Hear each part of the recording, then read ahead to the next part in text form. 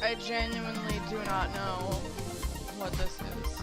Yeah, I don't know what the play for all thing is, but you know.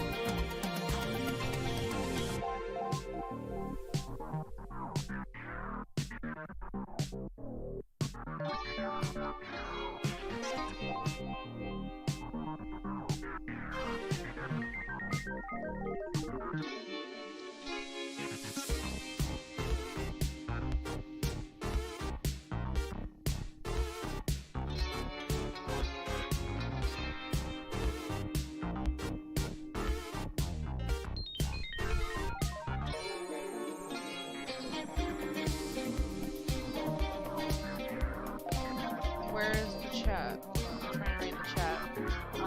Hi chat. I see there's 2 people watching, but I think I'm one of those people because I'm looking on mobile. I've got my chat open on there. So hi to whatever one person is on.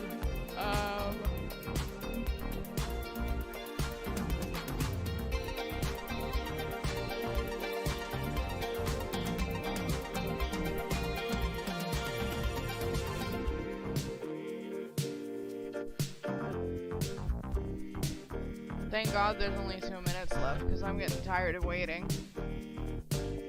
I don't even know what this is. I don't know what Play for All is. I'm mostly in E3. I'm in for it this year for Microsoft and Nintendo because Phantom Arcade just flew out to wherever E3 is being held. I don't know where. But he just got on a plane this morning. Or yesterday or something to go, and he's presenting Friday Night Funkin'. He's basically revealing the next update tomorrow at E3 during Microsoft's conference, and then obviously on Monday is Nintendo Direct, which is gonna be long and it's gonna have a lot of cool shit in it. Supposedly this upcoming Nintendo Direct is gonna be like crazy, like fucking crazy, dude. So yeah, I'm excited about Nintendo. Hopefully something for Borderlands. I don't know a lot about Borderlands, but Borderlands looks really cool, so yeah. I want Zelda news that isn't a fucking $60 remake that was $50 when it came out on the Wii, and it came with all kinds of accessories and shit. And yeah, yeah, fuck Nintendo. Anyways, I guess the Play for All thing is starting now, so I don't know what Play for All is. You guys should see the YouTube chat for the stream that I'm watching. They keep saying shit like Among Us and Rayman cult is growing and Obama for Smash. I hate these people. Reading the chat during E3 in the past couple of years has been like, God, shut the fuck up. I've watched 2 E3s live in my life, and I was really disappointed that last year we didn't get an E3.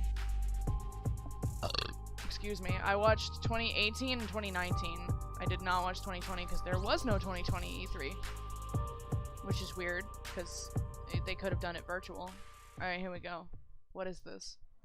Hi everyone, and welcome to day one officially of E3 2021. I'm Lucy, and joining me today to discuss E3? everything we've got coming up, including Ubisoft Forward and the Gearbox Nintendo, panel. I think, is we've got Tamor Hussein. Monday. I don't Hello, remember. how's it going? Today's And Saturday. Phil Honcho. Sunday is Microsoft. So yes, we're very early in the day, but there is lots of good stuff to look forward to. Most notably, Ubisoft Forward, which is starting in a couple hours. So we've got our pre-show, then we're going to hand over to the ESA, to Greg Miller, Jackie Jing, and Golden Boy, and our very own Michael Hyam might be making an appearance. Then we've got Ubisoft, and then Gearbox. Also happening today is the Wholesome Games Direct. It is a packed day.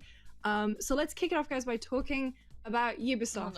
Absolutely nothing has leaked already. Because it is the weekend, the classic weekend of E3 where everything kind of comes out of the pipeline, embargoes are broken, and everyone is just kind of, well, sees all the news on Twitter before they see it. So this is the opener for E3? So let's kick off with Mario plus Rabbids Sparks of Hope. Ham, what happened with this one?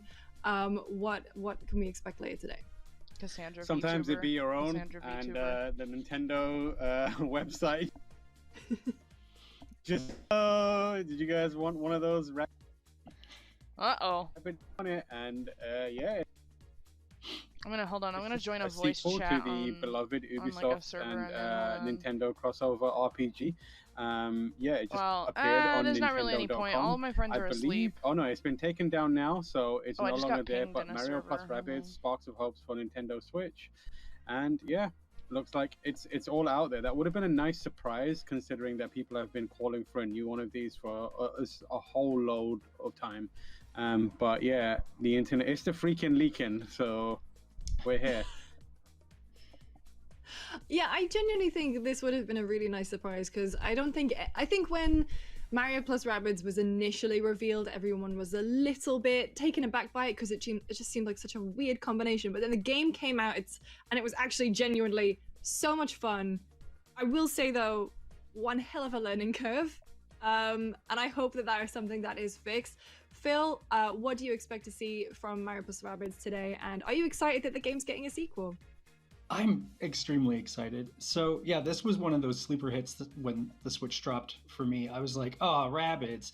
And it was amazing. I had a great time, and it actually elevated the humor of the Rabbids. They're talking about in a way that I hadn't expected at the time. Like, I don't know. I heard about it on Mario Twitter characters. You know, those guys, they're real loud. They can get kind of annoying, but I really felt like that game nailed a certain kind of humor that was going for. I really enjoyed it. I'm fucked up in the head. I like it looks the like this is going to get even weirder, even just from the leaked, I think it was cover art shot. Looks like, you know, it's leaning into like Mario Galaxy stuff, and I'm all for it. I'm totally into that. Get as weird as possible, get as rabbity as possible. Like, go for it. I was going to say, yeah, when you mentioned the humor, because to me, Rabbids was sort of always in the same vein as Minions. And so playing Mario plus Rabbids definitely, I think they kind of ironed out what that humor is supposed to be and made it a little less grating. So we're going to be seeing more of that hopefully today. If not today, well then definitely at Nintendo's press conference, which is on Tuesday. But that's not the only game that has leaked ahead of Ubisoft's press conference, unfortunately. Rocksmith Plus. It's going to be, I've got the kind of leaked press release. I think it was an email blast that went out. So Rocksmith, 10 years old at this point, which I can't believe it's 10 years old. But it's going to be a brand new subscription service, and this one was actually leaked. I think by Gibson. Live chat on the Gibson brand of guitars accidentally leaked this one. Phil, have you ever played Rocksmith? Do you enjoy it? You know, I tried it out way back when it first came out, because I was a really big Guitar Hero fan, and I was like, oh, I should be able to transfer these skills somehow, right? No, not at all. And so I'm excited that Rocksmith is coming back, because this is a thing that I've always kind of wished I could do, is learn to play guitar. Tried it in high school, played 2 Green Day songs, never played again. And if this can like get me into it, I will pay that subscription, please. Yeah, it always seemed like a great idea, and it always seemed like just close enough to video game things for me to like really get into it the way I get into things like Rock Band and Guitar Hero. So I'm down. I was gonna say, because yeah, it did have that gamey element I want to say it was called like the Guitarcade or Barcade or something like that, where you could kind of practice your bar chords Arcade by just playing Craniacs? sort of Oh my god! kind of similar game to, I want to say, Space Invaders or something. Tam, did you expect to see more of Rocksmith this year at E3? It's been pretty quiet for a while. Yeah, I did not expect to see a Rocksmith game. It makes sense that Ubisoft would try, because like the first game, as you know, mileage may vary and how much fun you have out of it. People coming to it as a Guitar Hero style game probably bounced off pretty quickly when they learned that Phantom it's Arcade? way more serious that was business. Really but delayed response. I was reading as something. It stands, like taken for what it is, an incredibly versatile and really powerful tool to teach people how to play the guitar. And obviously the ability to kind of work with a whole bunch of peripherals gave it a bit of an edge. I am kind of excited for it to come back. I feel like Ubisoft probably sees a market in probably sees the value in always having a Rocksmith game available to some degree or another. 4 of you fuckers. People are always gonna be interested in learning to play the guitar, and if they can make it so they have the definitive guitar learning experience, that is looking directly at you, others. Compelling in terms of a business decision and also as an entertainment package. And if they can weave it into a affordable subscription style, almost like a platform, I'm kind of ignoring what this then guy is that is even better for them. Yeah, I'm here. I'm vibing. Fully what they're going to do. They We're kind want of just hanging out stream of revenue during as E3. opposed to a one-time or periodic hit. Again, so I didn't like expect I said earlier, to see it, but now that it's here, I'm it in makes E3 for you know, Microsoft people, who knows how many and people Nintendo have purchased Treehouse, the guitar in the year and not a half, Nintendo 2 years of Nintendo lockdown, Direct, mostly. and throwing them one of these Oh, and being like, but "This will teach I'll you." give the other It sounds the like other presentations incredibly a smart look. move from them. I'll give these a look. I was gonna say, maybe you spend just enough time practicing guitar in your own home, learning Wonderwall, and then you can take that out on the road with you. I won't stop when the things stream. start to I'll open up and you can see your friends put again. Up a BRB stream. Okay, so that's it for the leaks. Unless, God, something else is leaked while we've been doing this show. But let's talk about what Ubisoft. No, I've got the news Slack channel open next to me, so just in case. But Ubisoft are actually usually pretty good about saying what they have. They always keep a couple of surprises up their sleeves. Unfortunately, it looks like 2 of those surprises may have leaked. But we do know that in their pre-show today, we're going to be seeing some For Honor. So the game has just gone on Xbox Game Pass. And yeah, what is it? Year 5 Season 2, aka Mirage, kicks off, or just has kicked off June 10th. So they'll probably kind of show a little bit of that. I'm honestly, cool. I really enjoyed like Halo, what I played for Honor, but not enough to keep up with it. I'm kind of amazed it's still going as strong as it is. I love to see Imagine it, being but 5 fucking I genuinely years didn't kind of expect and being that like, I like that for them to keep Nintendo up. 64 do either of you games, still play? and some asshole comes up unfortunately no and makes fun but of the fact that they can see your underwear line and that it's Curious George underwear, and then they call you names because you don't play Halo.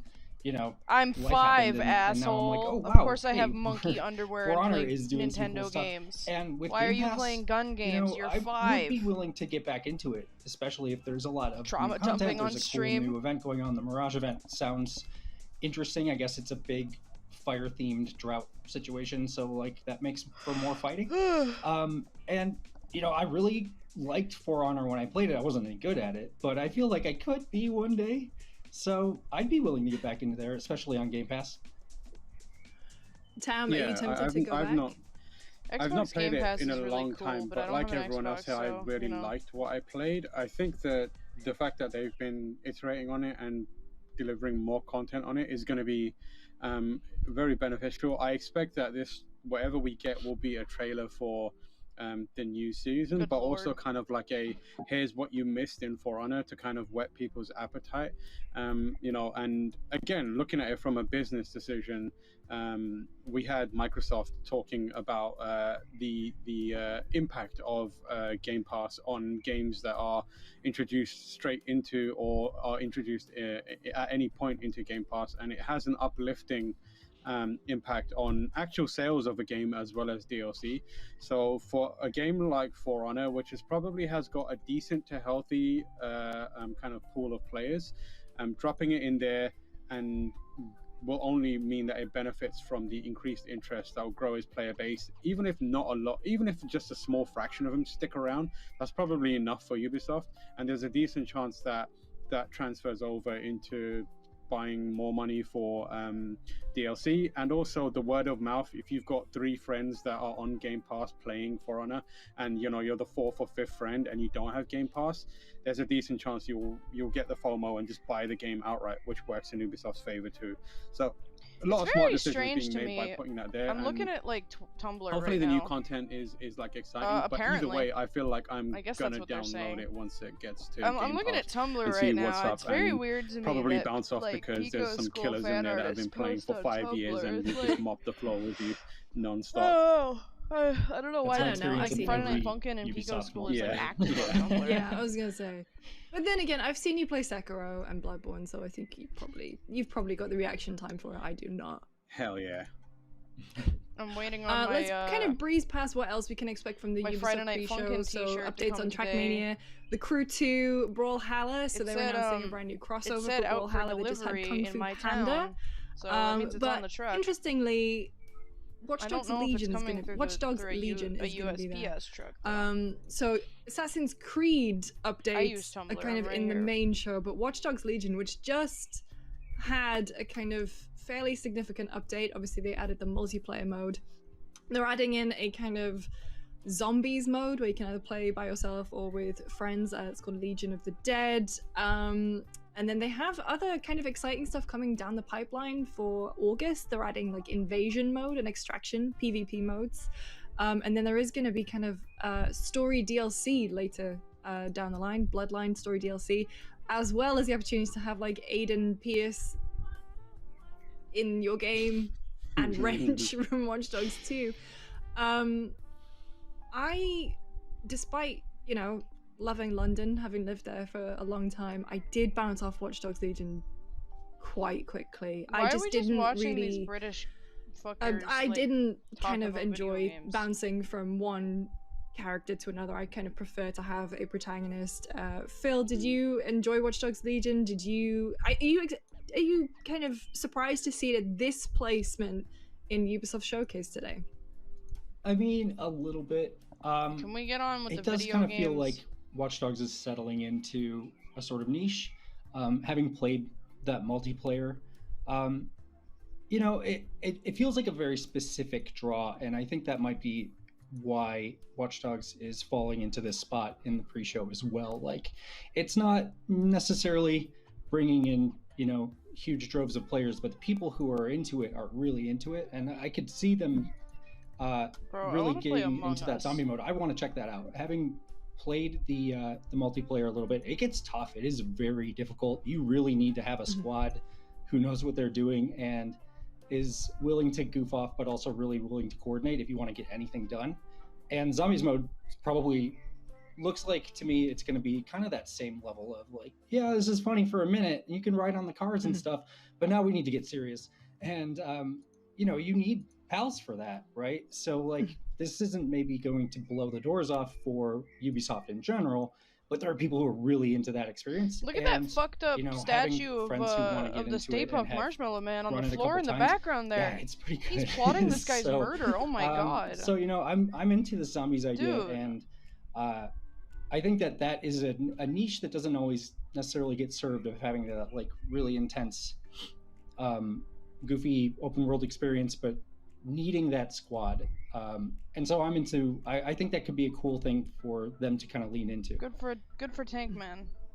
I'm going to move us along because the actual showcase that Ubisoft is promising is already pretty packed. So let's kick off with Rainbow Six Extraction, formerly Rainbow Six Quarantine. Like DM'd I think my favorite thing about that was that the name with a screenshot of my own fanfiction and said, "Hey, Cassie, a long time ago, and just I'm like, sort of realized." Tam, what are your predictions? We know we're gonna see. Like, I'm gonna read it. I was like, okay. Are you excited for Extraction? And I only wrote one chapter and then forgot to finish it. I'm even very though I have it excited outlined. for Extraction. And I need to finish it now. We talked about this previously, now people are fucking reading it. I don't remember what stream it was or when it was, because time is a flat circle and confusing now. But it was that was Siege fundamentally is a really sharp shooter and it's satisfying, and it's like the core mechanics of it are fantastic. So the tricky thing for it is it's really hard to get into it. The learning curve is steep, and people on there are not forgiving of newcomers at all.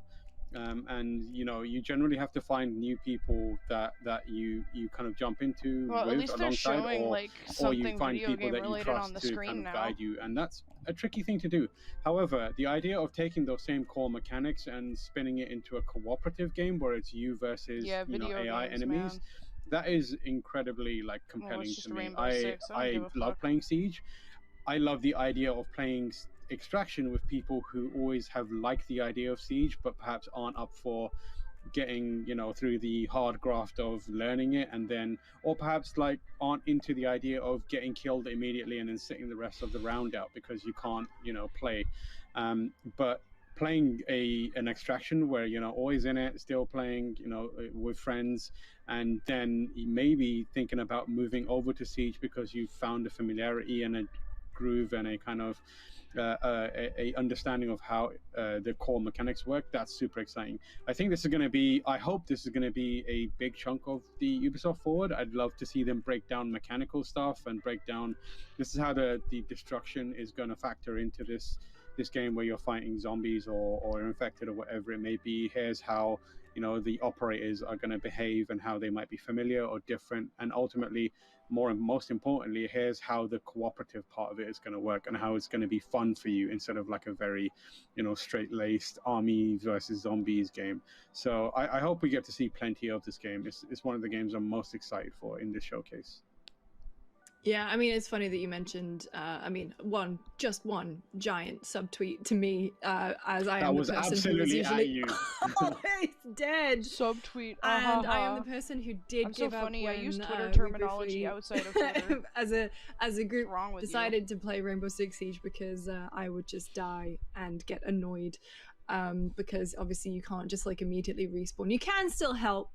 All I know about, but I'm very interested to see what the loop is going to be Rainbow Six for is Extraction. That I knew people who played it who were like toxic. Because it's a team game. I want to be that person who is contributing if more, I wanted to play and gun not just game, the person who is swearing a lot over mic because they immediately died.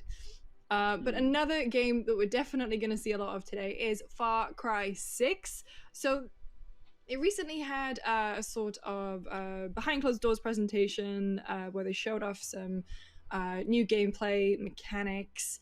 Obviously, Giancarlo Esposito was at the Summer Game Fest the other day. What more can we see of this game today? I don't mean for that to sound mean, but it just seems very weird to have an embargo where you show off so much of the game and then kind of have another thing just, literally like a week or two after. So Phil, what are you expecting to see today? Far I'm Cry looks hoping cool. that we'll get a little bit it's one of those games where it's like this looks cool, what seems like they're crafting, but I don't think I'll ever play going on with like the building weapons and cobbling them out of weird stuff around the island. I'm not really a big fan of crafting in Far Cry in general. It usually feels like, hunt down 9 boars and then make a wallet, and like that's just not something I really enjoy. But this seems like much more of a creative kind of approach, at least from what I gathered from the trailers and the other coverage and stuff. So I'm hoping that is true, and that we can like learn how we're going to actually be kind of leading into pulling stuff out of the world and actually making cool stuff out of it, and not just like ticking off a list for crafting, which is what it's been like for the last few games. Also, I would just like to hear more about Yara in general and sort of where the story is going. Giancarlo Esposito had that interview with Jeff Keighley, and he said some interesting stuff about his character, and I'm interested in that. And there was this recent discussion of whether or not this game is going to be political, quote unquote political, and it's like, why does it matter? That's a why weird, do these people give a fuck? Already a very loaded discussion, obviously. But what I do want to hear about is sort of like the viewpoint of the game and what kind of world it's building, and there's interesting stuff there. It sounds like Giancarlo has an interesting perspective on this whole idea. So that's what I'm interested in. It's the storytelling of Far Cry is always it has its nuances and it has its interesting directions and stuff, and I want to see more of that. So I'd be down for anything that's going to be kind of like giving us a sense of where we are in this world, what this world's going to be like, and the nuances of the characters involved. And it's not just like, oh, yeah, there's the bad guy, let's go shoot him. I want to hear about, you know, his take on the character and how that fits into the larger experience of the game. Yeah, I'm particularly interested in the son character. I know there's a lot of speculation when Far Cry 6 was revealed that could be Voss, like a young Voss. But I think I don't think it is, but he is. But I think just his positioning, where you have his father, who is this dictator who doesn't see himself as a dictator, and then you have the freedom fighters who are trying to, you know, free Yara from this dictatorship, and then they're kind of leaning into the propaganda side of it as well, a lot in their marketing. And so I'm very intrigued to see how things unravel. But I will say, and you brought this up yourself, where it became, you know, just checklist. And I know that is classic Ubisoft game design, towers, checklists. And I mean, if you go back to Far Cry 3, which I think pretty much had the balance just right, and then you go to something like Assassin's Creed Valhalla, which is a game that just doesn't end. And obviously it has a ton of content, but it also has a lot of bloat. And I found that with the last two Far Crys, not including like Primal or New Dawn, but, you know, like Far Cry just didn't have I don't know, it just wasn't as tight as an experience, and it just provided me with so many options just to drop off because I couldn't be bothered to liberate another thing or climb another tower. So I'm interested to see how they're kind of dealing with that in terms of the gameplay itself. Tam, anything on Far Cry?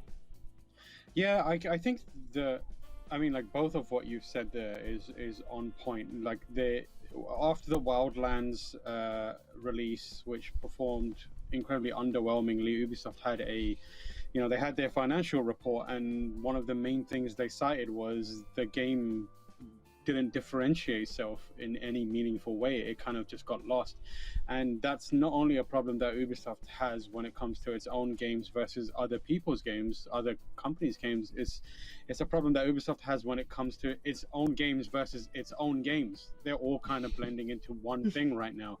And that has been the case with Assassins, that has been the case with Far Cry, and definitely is the case with all their Ghost Recon games. So with that in mind, yes, everything I've seen so far of Far Cry, it's given me nothing to be excited about. So what I'm looking forward to is, as what Phil says, like, what is the narrative? Is it going to say something? Because if it's got nothing to say and it's the same game with more crafting, I'm not sure I can get hype about that. And like you were saying, the loop needs to be meaningfully different this time around, because we've played multiple Far Cry games to this point, and if I really want that same experience again, I can pick any number of games that are out there that offer me something different instead of the same Far Cry flavor. The crafting stuff seems cool, seems interesting. It's not enough for me. I'm at the stage in my gaming career and life where I need something meaningful to happen in these games instead of being like the same thing over and over and over again. So I don't know. I hope that they show off something cool, something different. I do wonder whether they're going to try and do the thing where they show off that one mission that everyone talks about, burning the marijuana field or whatever it may be for this one, and kind of create some buzz that way. But I'm gonna be real. I don't know. I need something. I need something to kind of shock me out of the malaise around. For it. I'm just gonna.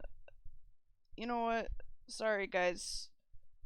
Stream canceled. I'll stream again tomorrow when Dave is presenting Friday Night Funkin' Week 8 at E3, because Phantom Arcade is legitimately some weeks for Week 8, their original characters. That's interesting. Wait, why wasn't the chat updating? I'm only just now seeing this stuff. One thing that's interesting is that even though Dave said that Week 8 was, Week 8, it's not Week 8. He's said several times in the last few weeks that Week 8 is actually, quote unquote, the next update, I should say, is not Week 8. It's something. And he said it's a week other than Week 8.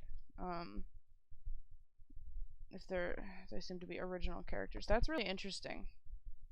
But yeah, we'll see. I'm gonna get off the stream for now because I'm really tired. I want to take a nap.